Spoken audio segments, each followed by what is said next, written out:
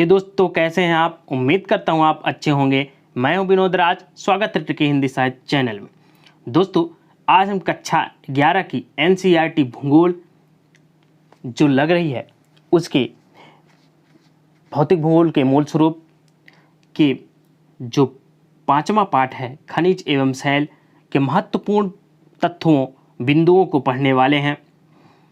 उससे पहले यदि आप मेरे चैनल को सब्सक्राइब न किए हो तो सब्सक्राइब कर दें, बेल आइकन प्रेस कर दें, जिससे आपको आने वाली वीडियो की नोटिफिकेशन मिलती रहे।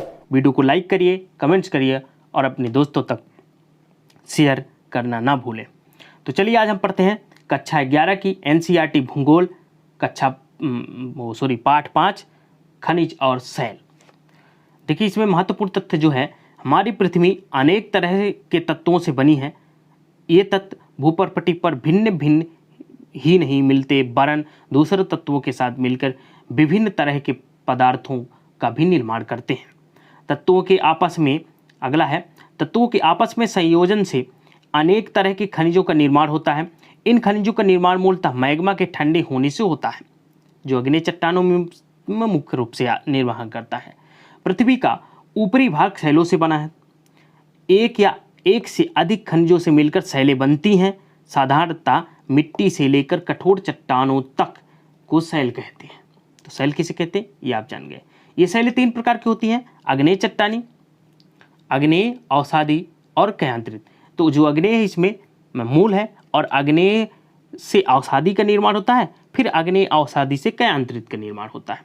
ओके, एक शैल समांतराल में दूसरे तरह की शैल में परिवर्तित हो जाती है, उसे शैल चक्र कहते हैं।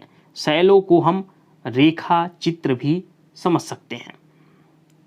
अगला है, इसी में तत्व जो है, पृथ्वी की संपूर्ण परपटी का लगभग 98% भाग 8 तत्वों जैसे ऑक्सीजन, लोहा, सोडियम, पोटेशियम, सिलिकॉन, कैल्शियम और मैग्नीशियम से बना है, तथा शेष भाग titanium, manganese, sulphur, carbon, hydrogen, phosphorus, nickel व अन्य पदार्थों से बना है। इंपॉर्टेंट है, ये याद आपको रखना है। अगला है, खनिज प्राकृतिक रूप में पाए जाने वाले पदार्थ हैं जिनका निश्चित भौतिक गुणधर्म एवं निश्चित रासायनिक मिश्रण होता है। खनिज का निर्माण 2 या 2 से अधिक तत्वों से मिलकर होता है, लेकिन कभी कभी चांदी, स्वर्ण, ग्रेफाइट, सल्फर, तांबा जैसे एक तत्वीय खनिज भी पाए जाते हैं।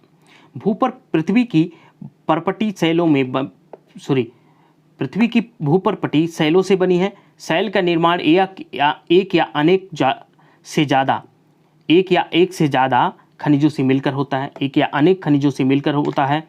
शैल कठोर या नरम तथा अनेक रंगों के हो सकते हैं। अब देखिए, थोड़ा आप यहाँ पर समझने की कोशिश करिएगा। अब देख लेते हैं शैलों के प्रकार के कुछ उदाहरण। तो ध्यान दीजिएगा, ये शैलों के 3 प्रकार दिए हैं: आग्नेय, अवसादी और कयांतरित।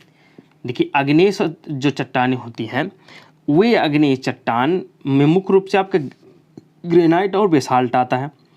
अब ये आग्नेय मूल रूप होती है, ये प्रकृति द्वारा है, और ये भूपटपटी के पृथ्वी के आंतरिक भाग में जो मैग्मा है उससे बनता है।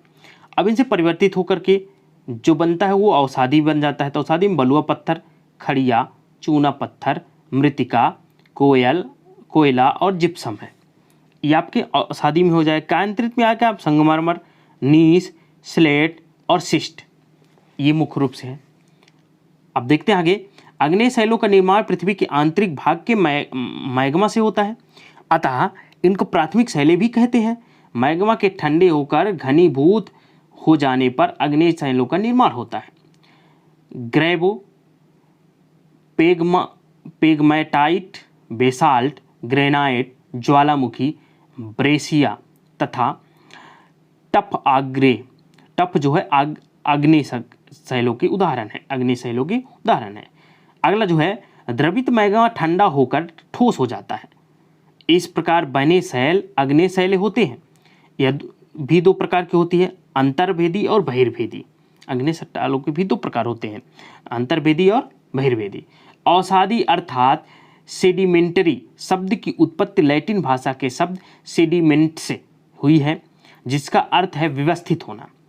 अगला है भूपर्पटी पर कम से कम 2000 प्रकार के खनिजों को पहचाना गया है और इनको नाम दिया गया है। तो दोस्तों ये रहा कक्षा 11 की जो भूगोल है NCERT, उसके पाठ 5 का खनिज और शयन, उसके महत्वपूर्ण तत्वों को हम पढ़ लिए हैं। इसके प्रश्न उत्तर को जल्द ही अपलोड किया जाएगा। आई बटन पर आप इसके पिछले वीडियो जितने भी डाले गए हैं उनको आप देख सकते हैं। चैनल को सब्सक्राइब न किया हो तो सब्सक्राइब कर दें। वीडियो अच्छी लगी हो तो लाइक करें, कमेंट्स करें और वीडियो को अपने दोस्तों तक शेयर करें। मिलते हैं नेक्स्ट वीडियो में, तब तक अपना ख्याल रखिए, स्वस्थ रहिए, धन्यवाद।